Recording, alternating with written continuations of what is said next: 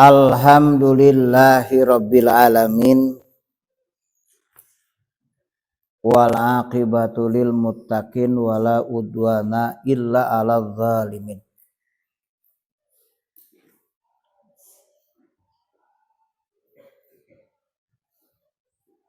Kalau kita coba renungkan kembali di Al-Baqarah awal,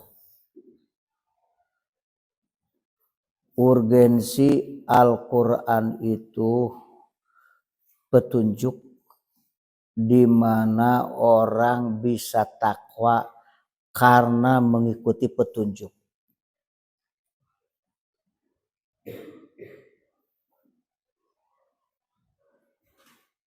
A'udzu billahi minasyaitonir rajim. Bismillahirrahmanirrahim.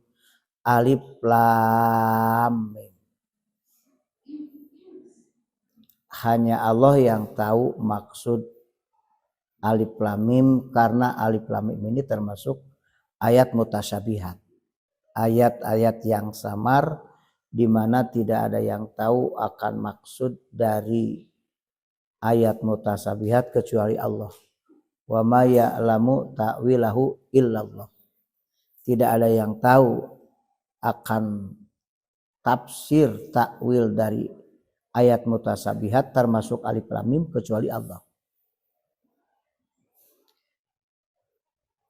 Hanya biasanya setelah ayat-ayat mutasyabihat itu selalu menerangkan Al-Quran atau selalu menerangkan ayat-ayat Quran. Yasin wal Qur'anil. Nah itu lihat Al-Quran. Alif lam mim dalikal kitab, tuh sama ya. Menerangkan Quran, menerangkan Alkitab, kecuali alif lam mim yang ada pada surat Rum itu berkaitan dengan ayat kauniyah. Ayat kauniyah, alif lam mim gulibatir Rum, itu mengenai bagaimana Romawi runtuh gitu ya. Itu menerangkan mengenai ayat-ayat kauniyah. Banyak sekali orang yang menterjemah yang salah dalam kalimat hudan lil muttaqin. Padahal dalam tafsir Jalalain sangat jelas hudan itu bimana hadin, masdar tetapi bermana isim fa'il. Dalikal kitabu ayhadal kitab, yaitu kitab ini Al-Quran. La raiba fih, tidak ada keraguan sedikit pun fihi pada Al-Quran itu. Nah ini hudan sering diterjemahkan sebagai petunjuk lil muttaqina, bagi yang bertakwa. Bisa nggak orang tanpa Quran takwa? Kalau menerjemahnya begitu berarti orang sudah takwa sebelum Quran. Bagaimana dia bisa takwa sebelum Al-Quran? Padahal Quran sendirilah yang membuat orang itu takwa. Maka terjemah yang benar hudan lil muttaqin ay hadin, yaitu Quran itu yang menunjuki lil muttaqina, di mana orang-orang bisa jadi orang takwa. Di mana orang bisa menjadi orang takwa itu karena Al-Quran. Makanya hudan bi mana hadin, bukan sebagai petunjuk bagi yang bertakwa, tetapi orang bisa takwa karena petunjuk Allah, yaitu Al-Quran. Jadi kalau kamu ingin jadi orang yang bertakwa, ya jelas pahami Al-Quran dengan baik. Maka dalam tafsirnya pun as-soirina ila taqwa, mereka jadi takwa karena Quran. Nah itu sebabnya siapapun dituntut untuk paham Al-Quran. seluruh orang yang ingin menjadi orang-orang muttaqin, orang bertakwa adalah harus paham Al-Quran. Tentu paham Al-Quran tersebut adalah memahami isi kandungan Al-Quran itu apa saja. Dari mulai Al-Fatihah sampai tentu surat yang paling akhir yaitu surat An-Nas. Dan Al-Quran yang 30 juz itu sebenarnya telah terhimpun pada surat Al-Fatihah 7 ayat. Karena di dalam isi surat Al-Fatihah yang 7 ayat itu telah menggambarkan isi Quran yang 30 juz. Jadi kalau kamu ingin paham Al-Quran yang 30 juz, kamu tinggal membaca surat Al-Fatihah. Tapi kira-kira paham gak surat Al-Fatihah bila tidak membaca Quran yang 30 juz? Tidak. Maka kalau kamu ingin paham isi Quran yang 30 juz, tinggal membaca surat Al-Fatihah. Tapi kamu tak pernah akan paham surat Al-Fatihah bila tidak membaca Quran yang 30 juz. Oleh karena itu baca Al-Quran seluruhnya. Imtum? Jangan di parsial. Surat Yasin hanya malam Jumat. Surat Al-Kahfi hanya hari Jumat. Tidak boleh begitu. Karena yang mengkhususkan harus hari Jumat itu tidak ada. Yang ada bebas membaca Al-Quran surat manapun. Adapun orang yang mengkhususkan umpamanya di hari tertentu surat Yasin. Karena Yasin itu qalbul Quran, adalah hatinya Al-Quran. Siapa orang yang membaca Yasin maka dianggap faqad qara'a kullaha. Dianggap membaca semua Quran. Cukup dengan surat Yasin. Dan itu tentu saja hadis-hadis lemah. Yasin itu bagian dari Quran. Tapi bukan cukup dengan membaca surat Yasin berarti dianggap membaca Quran semuanya. Begitu juga surat Al-Kahfi. Tidak saja hari Jumat, bebas membacanya. Dan itu yang tidak boleh hanya hari Jumat. Nah, seolah-olah di hari yang lain tidak boleh membaca, enggak begitu. Bebas. Nah, karena Al-Quran itu petunjuk, setiap orang itu harus paham. Pertama, nah ini termasuk ayat kesoin yang nanti ada ya, diterangkan. Pertama, di dalam Al-Quran itu kamu harus paham isinya. Dan ini harus diulang-ulang nih supaya mengerti. Satu, di Quran itu ada ayat-ayat berkaitan dengan perintah. Perintah sholat, perintah saum, perintah zakat, perintah haji, perintah infak, perintah sedekah. Nah, ini ayat-ayat perintah wajib ditaati. Kalau di dalam Al-Quran itu ada ayat-ayat perintah, wajib ditaati. Kalau kita ingin jadi muttaqin nih. Yang kedua, di dalam Al-Quran itu kan ada ayat-ayat nahyun, ayat-ayat larangan. Larangan minum khamar, larangan judi, larangan main dengan perempuan yang bukan muhrim gitu ya. Banyak sekali larangan-larangan riba, larangan memakan yang haram begitu ya. Nah, ini adalah wajib dijauhi. Harus dijauhi. Perintahnya ditaati, larangannya dijauhi. Dua ya.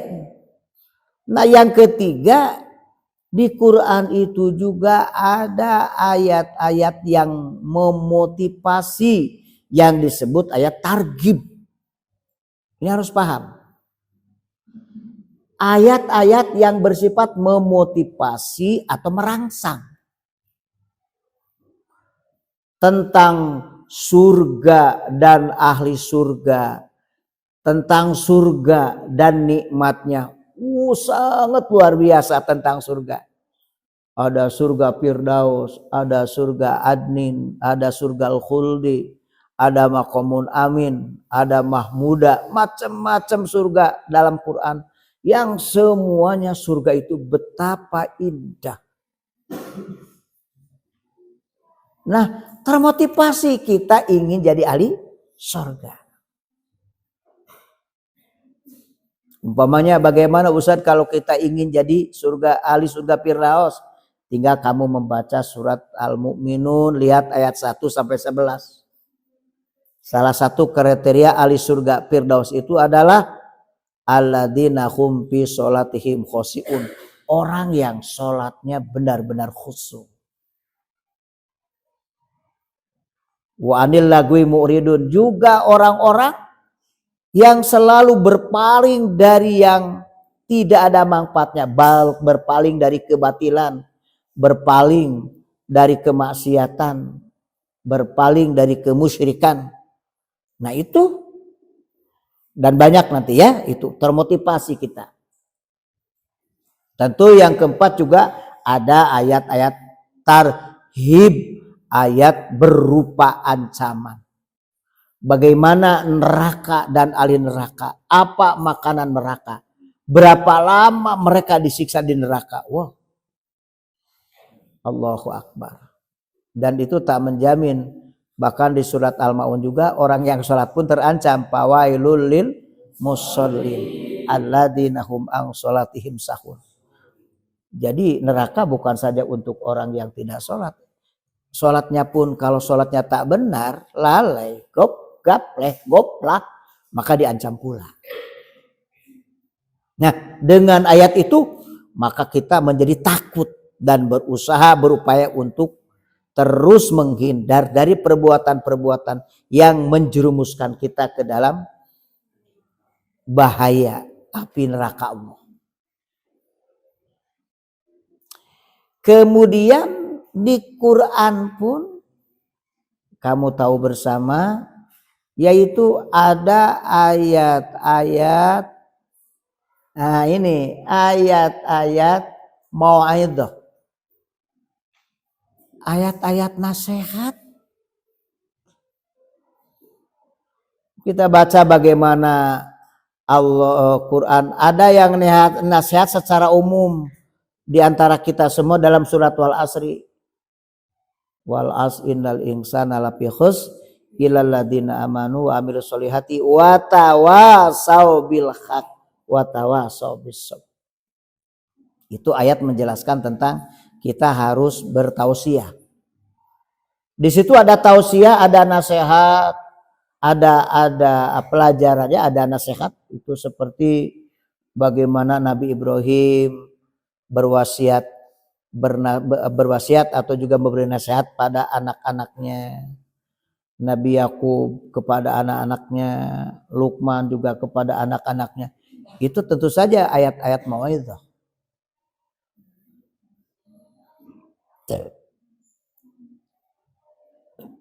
Begitu juga ada ayat-ayat dalam Al-Quran itu kalau mau'izah harus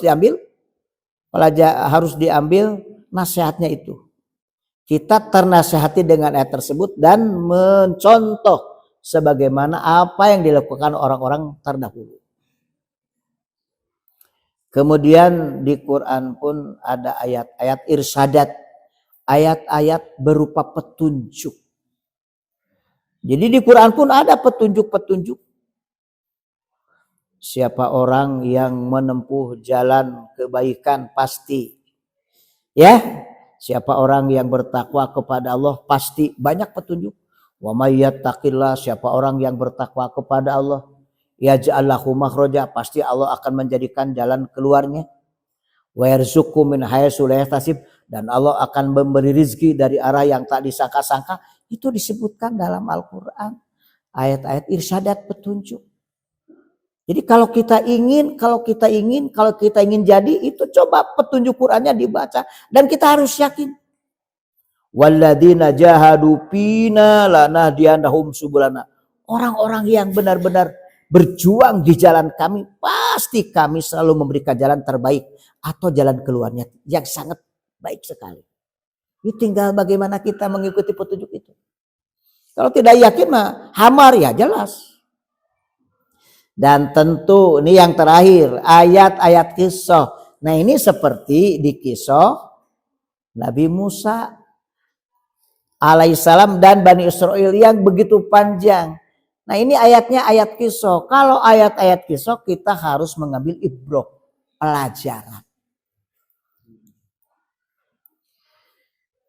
Jadi kita lihat di Al-Baqarah 71 umpamanya. Mereka ini memperpanjang kesulitan.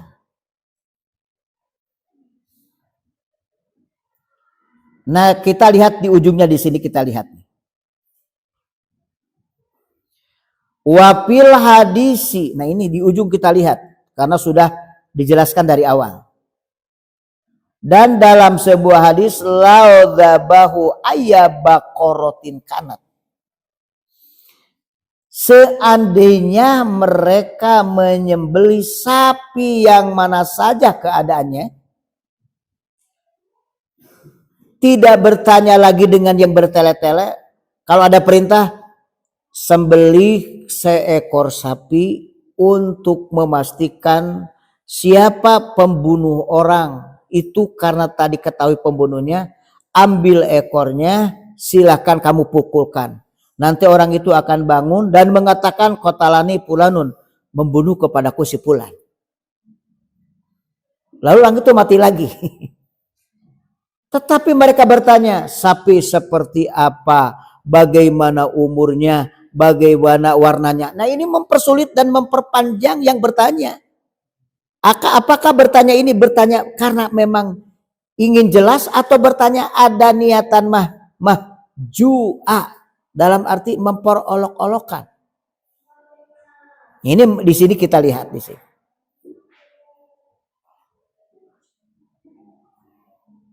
Kalau saja mereka menyembelih sapi yang mana saja tidak bertele-tele, sebetulnya la aja'athum, sungguh mencukupkan kepada mereka. Cukup, tidak lagi panjang aturan. Walakin saddadu, nah ini, akan tetapi mereka mempersulit ala angkusihim, atas diri mereka sendiri.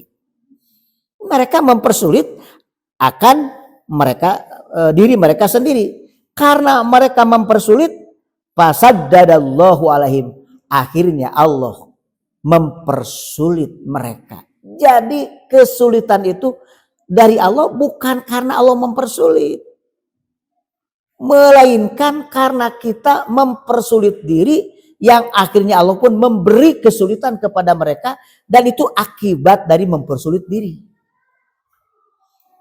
Jadi sekali-kali kalau kita jadi orang tak boleh mempersulit diri, karena kesulitan itu nanti akibatnya akan kembali kepada kita sendiri. Jadi kalau dalam Quran itu ada mantuk, ya dengarkan aja mantuknya.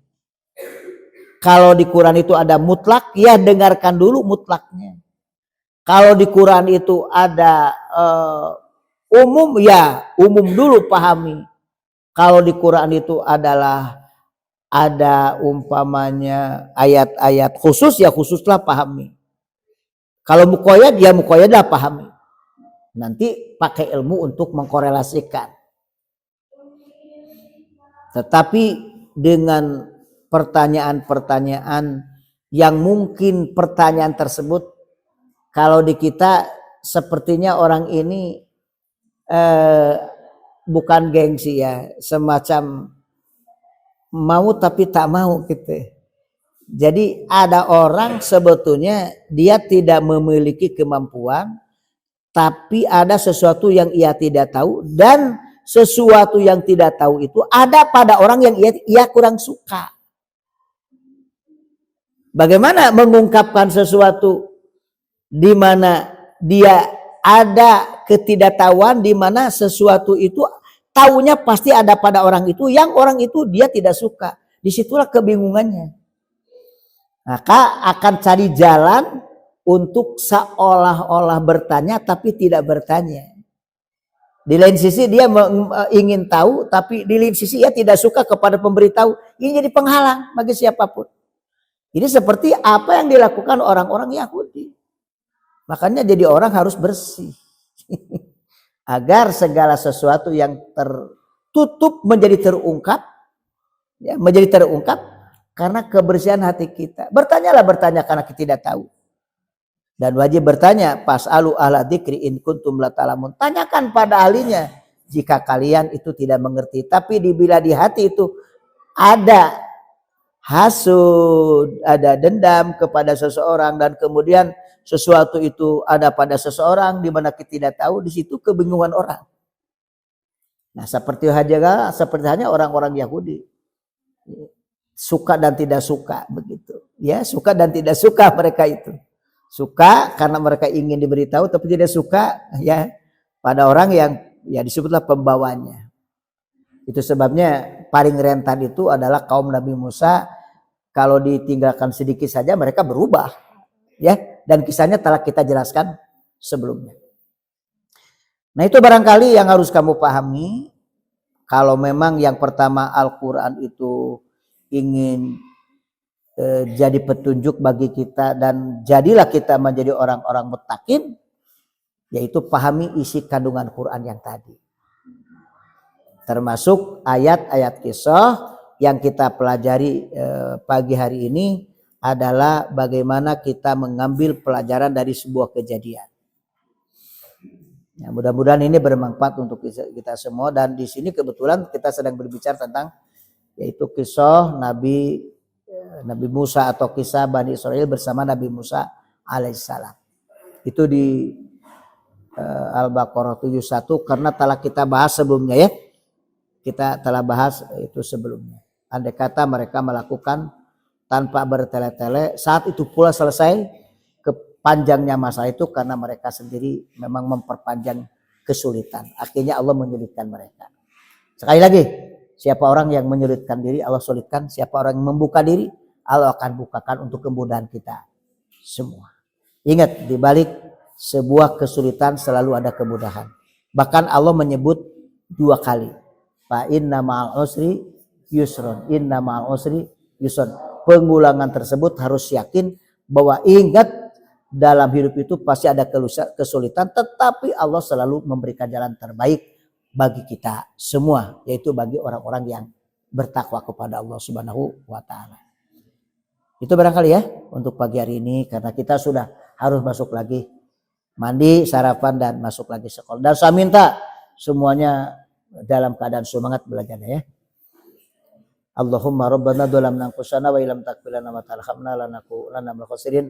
Rabbana atina fid dunya hasanah wa fil akhirati hasanah wa qina adzabannar. Assalamualaikum warahmatullahi wabarakatuh.